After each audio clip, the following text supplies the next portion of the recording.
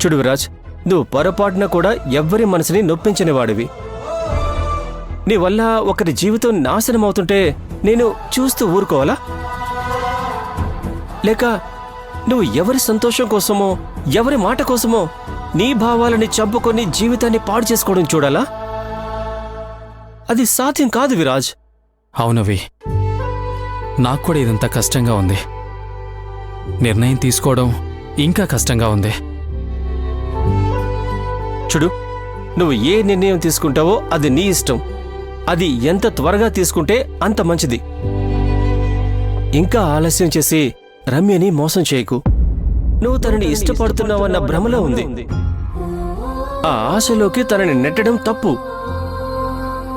Please, నీకేం కావాలో త్వరగా నిర్ణయించుకో. చూడు, పెళ్ళంటే ఇద్దరి జీవితం. నీ నిర్ణయం మీదే మీ ఇద్దరి భవిష్యత్తు ఉంది. నిర్ణయం ఎలా తీసుకోవాలో నాకే అర్థం కావట్లేదు.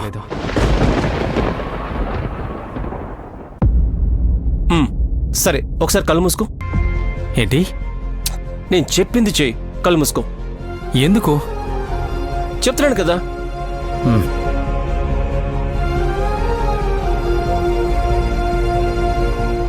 చెప్తున్నాను కదా.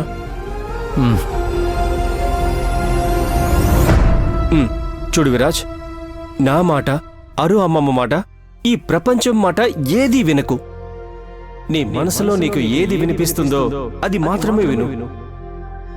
అక్కడ నువ్వు ఎవరితో నీ జీవితం ఊహించుకుంటావో అది మాత్రమే చూడు. సమాధానం నీకే దొరుకుతుంది.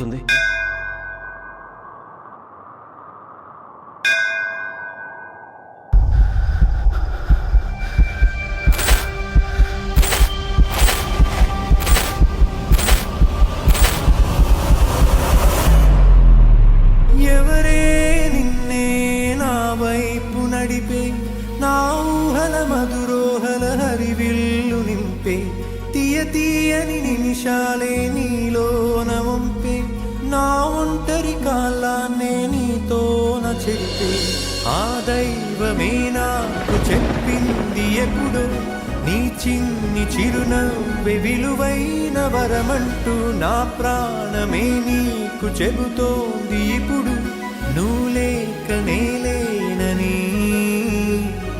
గదిలాంటి మదిలో నదిలాంటి నిన్నే దాచేయాలనుకుంటే అది నా అత్యాసే అడుగంత దూరం నువ్వు దూరమైనా నా ఊపిరి చిరునామా తెలిపేదెవరే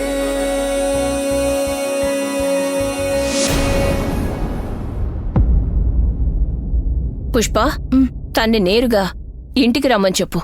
గుడి చుట్టూ ప్రదక్షిణలు చేసింది కదా, మోకాళ్ళు నొప్పులు పెడతాయి. ఒక్కరోజు సెలవు పెడితే ఏమీ అవ్వదని చెప్పు. ఎవరి గురించి మాట్లాడుతున్నారత్తయ్యా? మోకాళ్ళ సేవ చేసింది ఎవరు? నీ గారాలపు మీనాక్షి కదా. ఆ తన గురించే మాట్లాడుతున్నాను. మీనాక్షి పేరు తలుచుకోకుండా ఉండలేరు కదా మీరు.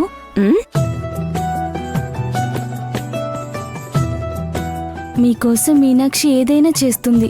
అలాంటిది మీ గౌరవం తీసే పని ఎప్పుడు చెయ్యదత్తయ్యా.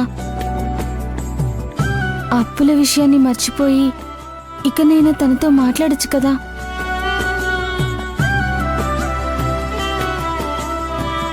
ఏమైందో వదినా? అంతా ఓకే కదా? నిన్ను ఈరోజు పనికి సెలవు పెట్టమని అత్తయ్య చెప్తున్నారు. లేదమ్మా, 2 గంటల పర్మిషన్ అడగడానికే చాలా ఇబ్బంది పడ్డాను. రాత్రి పని కూడా మిగిలింది. నేను వెళ్లాల్సిందే. కనీసం ఇంటికి కొంచెం త్వరగా అయినా రా మీనాక్షి. ట్రై చేస్తాను వదినా. ఆటో ఎక్కడికి వెళ్ళాలమ్మా? రోడ్ నెంబర్ 5 ఎక్కండి.